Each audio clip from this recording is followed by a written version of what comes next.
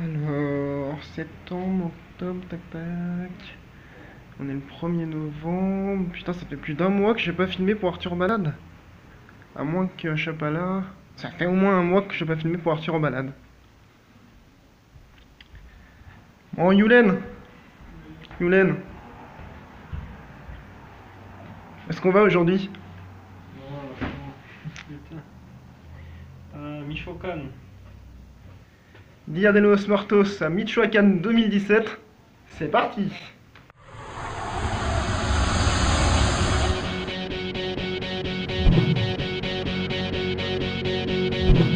Arthur en balade au Mexique. C'est parti.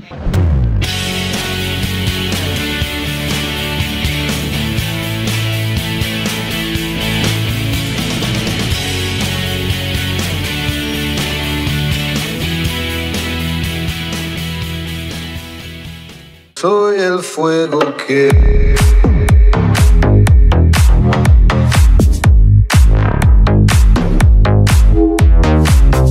Nous voici enfin arrivés à Pátzcuaro, première étape de cette nuit un petit peu folle proposée par Integrate. Alors pourquoi un petit peu folle? Parce que on va visiter Pátzcuaro, on va visiter Ranitzo, c'est comme ça qu'on dit, Ranitzo, qui est une petite île sympa aussi, et Tzintzuntzan, qui sont trois places importantes du Dia de los Muertos ici dans l'état de Michoacán, et trois places importantes d'ailleurs à l'échelle du pays pour vivre ce Dia de los Muertos. Alors pour être honnête, j'ai pas fait trop de recherches sur chacun des trois lieux qu'on va visiter, donc je sais pas trop à quoi m'attendre. Donc on va découvrir ça avec Sulen. Et c'est là que moi j'interviens. Alors je me présente, je suis le Arthur du futur, celui qui a déjà fait ce voyage dans l'état de Michoacán, et surtout celui qui a fait quelques recherches à propos de ce voyage et de ce Dia de los Muertos, et qui va donc pouvoir vous donner quelques indications culturelles. Pátzcuaro est une place très importante pour ce Dia de los Muertos. C'est vraiment une vraie fête très importante pour l'ensemble des gens du village, avec notamment les fleurs orange Cempasúchil. Littéralement ça veut dire fleurs crête de coq. Ces fleurs sont partout dans le bourg du village, décorent tout le centre-ville. On espère passer une bonne nuit, parce que on a quand même fait plus de 5 heures de car pour venir. Il y aura sûrement environ 5 heures de car pour revenir, peut-être un petit peu moins. Et tout ça en une nuit. Et demain je bosse. Donc ça va être chaud, mais j'espère que ça va être une nuit très cool. Bon appétit. Je veux dire bon appétit aux gens de YouTube. Bon appétit.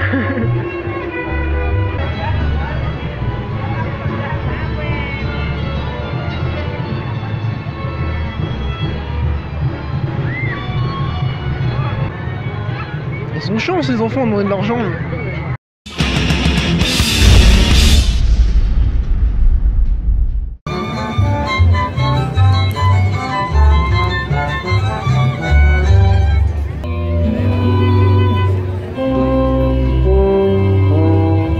Alors ici on demande de la musique. Et effectivement la musique a une place très importante dans ce jour des morts. On joue souvent les airs préférés des défunts en leur honneur. Et je vous invite d'ailleurs à aller voir le film Coco, le nouveau film d'animation de Pixar, qui présente très bien cette importance de la musique dans ces cérémonies et ces commémorations du jour des morts.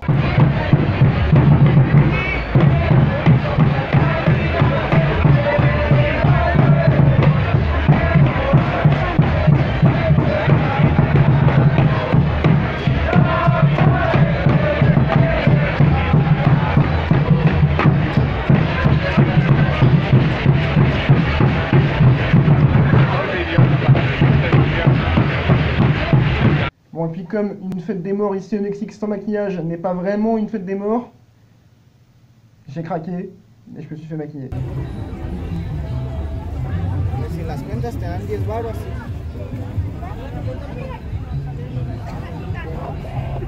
Bien. Son 650.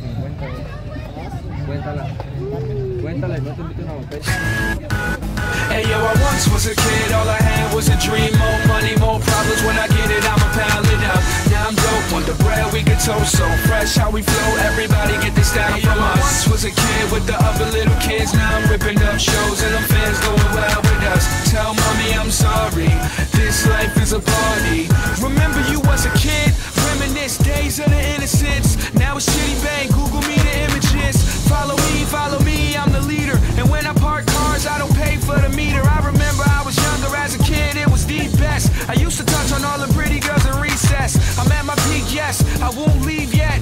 Imperial style cereal, all I need checks. I can make these rappers run like a hard drill. Rock band, show you how the guitar feel.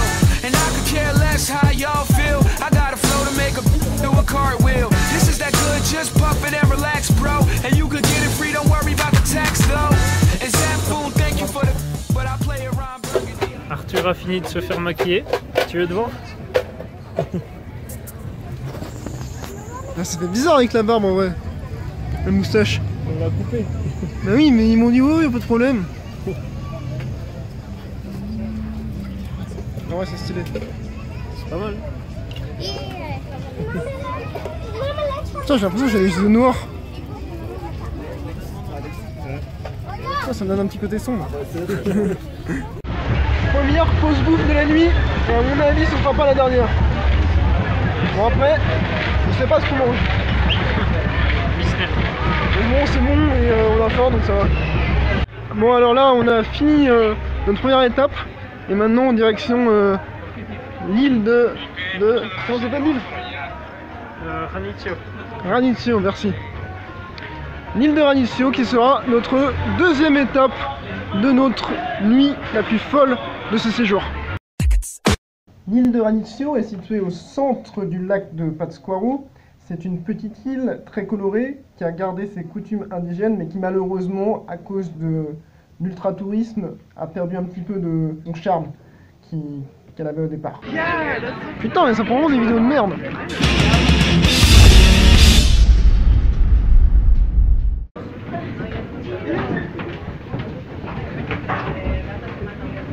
Trop kiffant.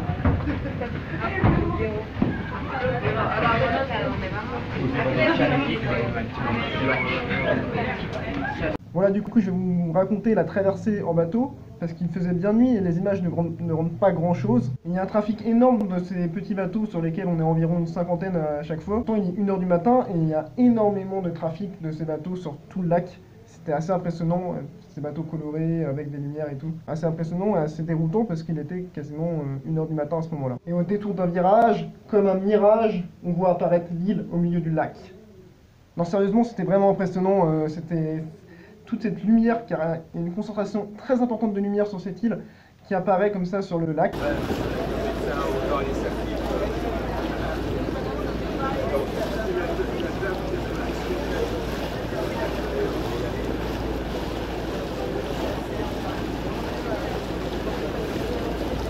Et comme je n'avais pas fait de recherche, je savais pas du tout à quoi m'attendre et du coup c'était forcément surprenant, c'était un beau moment.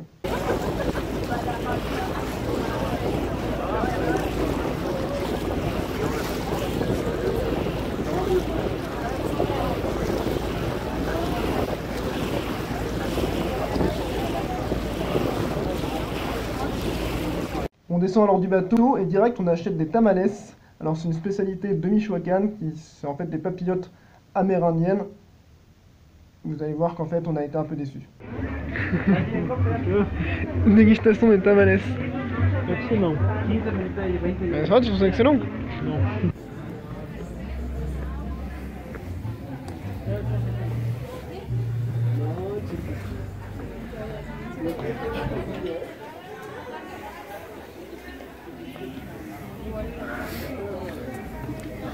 Regarde, regarde Dano.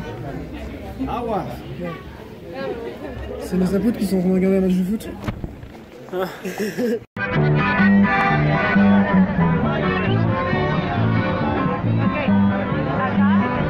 Avec Julian, on va essayer de monter en haut de cette statue là. Ah oui, c'est une statue, ça représente un mec. Après, comme je vous dis, je me suis pas renseigné sur le sujet, je sais pas du tout ce que ça représente, je sais pas du tout ce que c'est. C'est juste comme un phare en forme de mec.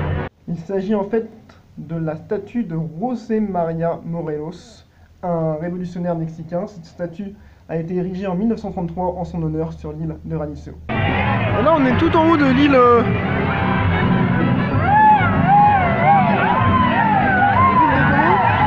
Ranitio. Oui.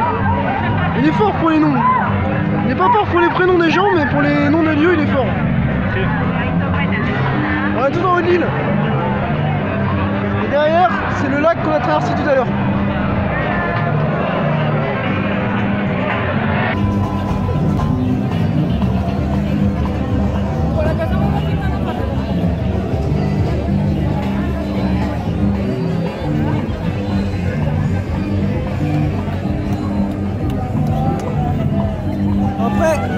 sert à quelque chose d'aller tout en haut là. Je sais pas. On verra pas mieux. Non. C'est pour voir la vue, mais il fait nuit. Complètement con.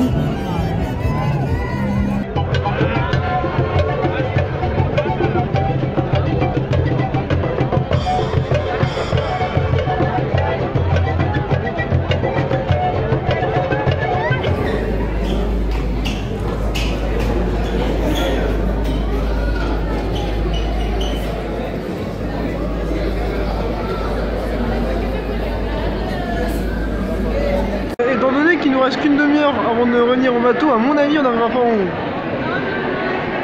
Ce qui est un peu con, c'est qu'on sait pas ce qu'il y a en haut. Ça se trouve il y a genre des cadavres et tout, si c'est le jour des morts. D'ailleurs dites-moi en commentaire si vous pensez que sous le drap violet il y a un cadavre d'enfant. Moi je sais pas. Alors, ce qui est marrant c'est qu'on est sur l'île, qui est sûrement une des îles les plus touristiques du monde. C'est une toute petite île et il y a des boutiques touristiques mais partout. Sauf que là, on a réussi à se retrouver dans une petite rue hyper calme. Il n'y a personne. C'est un truc de ouf. Genre il y a 30 secondes, on était au milieu de la foule. Et là, il n'y a plus personne. Il y a des belles maisons en vrai. Oh putain, regarde, il y a le port. Est-ce que vous voyez le port derrière? C'est là qu'on doit aller pour retourner sur la terre ferme et ensuite aller à Tsinsunsen. Alors retourner sur la terre ferme, c'est un peu con ce que je dis parce qu'on est sur la terre ferme vu qu'on est sur une île. Je suis un marrant, hein. Ah oui. Je sens là on va se faire agresser là, tu vois. Trop beau comment ça brille dans la nuit, mon maquillage.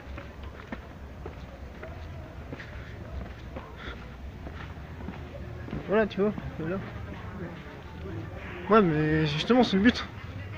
Parce qu'il nous reste combien de temps? Il nous reste un quart d'heure. Il me reste 5% de batterie.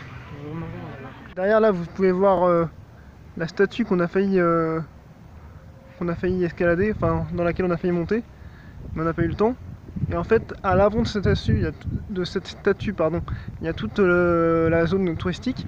Et là, on se dirige vers l'arrière. Alors, comme l'écran est tout noir, vous ne voyez pas grand chose, mais genre, il n'y a rien du tout, à part des maisons pas construites, pas finies d'être construites, abandonnées. Bon, du coup, on essaie de faire le tour ou on rentre? On rentre. Ok. Yulen a peur.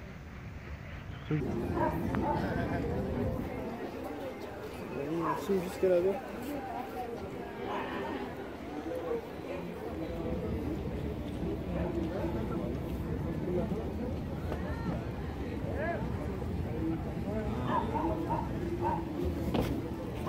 Et dans le cimetière de Ranitio, il y a, comme à Pátzcuaro, beaucoup de ces fleurs crêpes de coq qui sont vraiment dans tout le cimetière.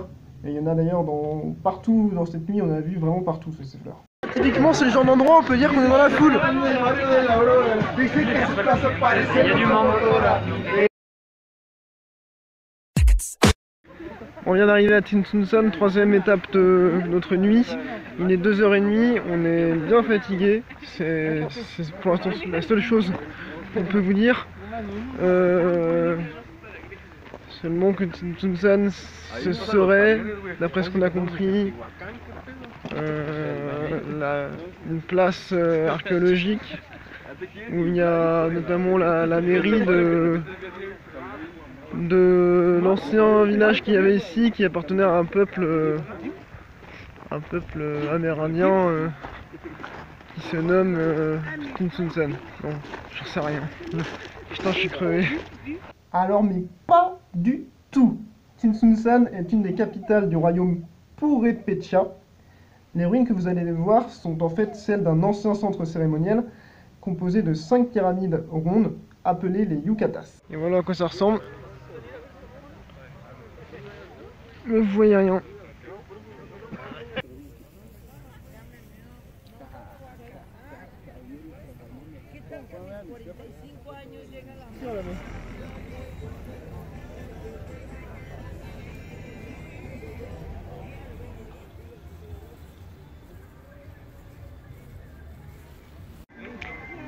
Alors, d'après le panneau que j'ai sous les yeux, La civilisation s'appelait les Tarascos.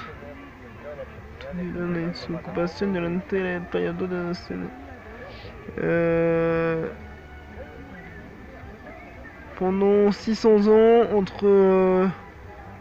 entre l'an 900 et l'an 1500, ils ont existé.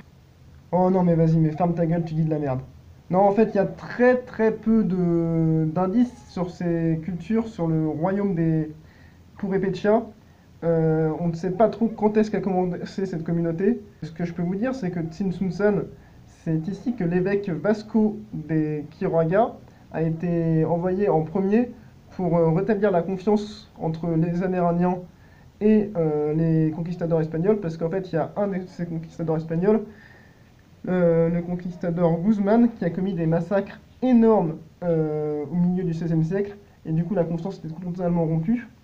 Et donc cet évêque Vasco de Quiroga a été envoyé pour rétablir cette confiance, et ce qui fait que, à cause de ça, ou plutôt grâce à ça, il y a eu un énorme mélange des cultures entre la culture hispanique et la culture amérindienne, et il y a une interculturalité énorme, ce qui a créé une nouvelle culture qui prend un petit peu des éléments de chaque culture, et c'est vraiment une identité propre à Michoacán. Mais en fait, à Tzintzuntzan, il n'y a pas que les ruines qui sont intéressantes, il y a des rues. Voilà, dans une rue avec plein de tacos. En fait, c'est pas hyper intéressant, mais il y a aussi un grand cimetière avec toutes les illuminations et les décorations liées au jour des morts. Et là, on n'y est pas encore arrivé. C'est quand même impressionnant le nombre de tacos qu'il y a. Aussi, on a remarqué qu'il y a beaucoup de gens dans les différents endroits où on est allé depuis cette nuit qui campent avec des tentes exprès pour le jour des morts, et c'est assez étonnant. Voilà. Putain, je me fais chier.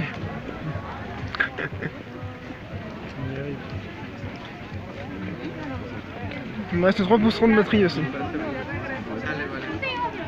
Ce qui est peu. Alors croyez-le ou non, mais pile à ce moment-là, mon téléphone s'est arrêté parce que j'avais plus assez de batterie pour filmer. Bon, après pas de problème, Yulen avait son portable pour continuer à filmer. Alors là on est dans un parc de Tzintzuntzan, mais on sait pas si c'est un cimetière ou non. On a une belle sculpture.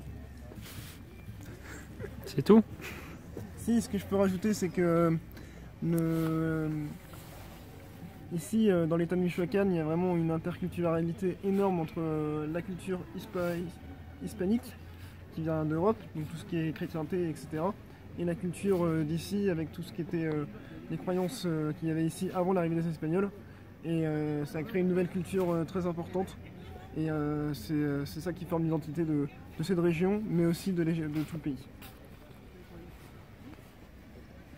Ah bah ça, c'est la première bonne remarque de la nuit, bravo!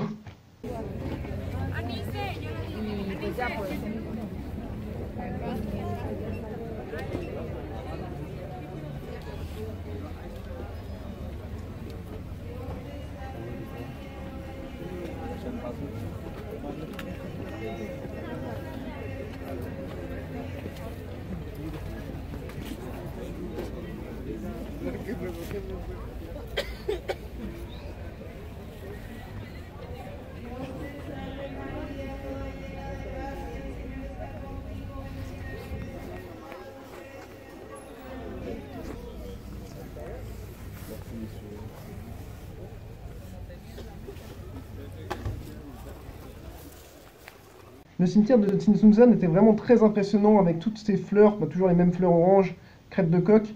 Les bougies aussi qui étaient très impressionnantes parce qu'il y en avait vraiment partout. Et puis toutes sortes d'offrandes qu'il y avait sur les tombes. Vous pouvez voir vraiment de tout, notamment des bouteilles de Coca-Cola, puisque la personne qui est décédée adorait le Coca-Cola. J'ai vu ça plusieurs fois dans le cimetière, des choses comme ça assez étonnantes. C'était très impressionnant. Bon bah voilà, c'est la fin de cet épisode, la fin de cette nuit très compliquée. Moi, le lendemain matin, je suis allé travailler dans l'entreprise. J'ai dormi que 2-3 heures dans le car, donc mal dormi. Mais ça va, j'ai survécu et j'ai répondu présent dans l'entreprise. C'était une nuit fatigante, mais très enrichissante, très intéressante. Et je suis content de l'avoir fait. Allez, on se retrouve, je ne sais pas quand, mais on se retrouve bientôt pour un nouvel épisode.